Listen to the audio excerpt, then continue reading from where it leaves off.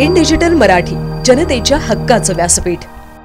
उल्हासनगर शहरातील एक गंभीर धर्मांतर प्रकरण तपासाच्या अनुषंगाने धक्कादायक वळणावर आले आहे।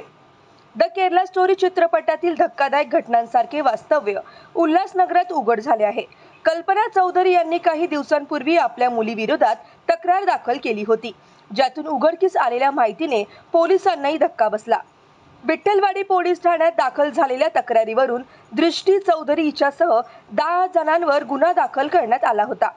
प्राथमिक चौकशीत पोलिसांना दृष्टीकडून जप्त केलेल्या वस्तूंमध्ये काही असे पुरावे सापडले ज्यांनी या प्रकरणाचे गांभीर्य अधिक वाढले। दृष्टीकडून जप्त केलेल्या वस्तूंमध्ये 26/11 मुंबई हल्ल्याशी संबंधित काही महत्त्वाच्या नोट्स आणि मलेशिया फरार झालेल्या कट्टरपंथी धर्मगुरू जाकीर नाईक यांचे व्हिडिओ आढळले आहेत।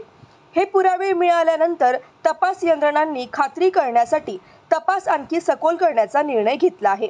यामुळे हे प्रकरण थेट ATS कडे सोपवण्यात आले आहे।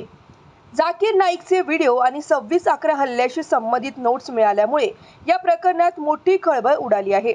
उल्हासनगरातील हा धक्कादायक तपास शहरात चर्चा आणि चिंतेचा विषय बनला आहे। ATS आता या प्रकरणाचा तपशीलवार तपास करून यामागील सत्य उघड करण्याच्या प्रयत्नात आहे। उल्हासनगरातील नागरिकांमध्येही या प्रकरणांमुळे मोठी उत्सुकता आणि काळजी निर्माण झाली आहे।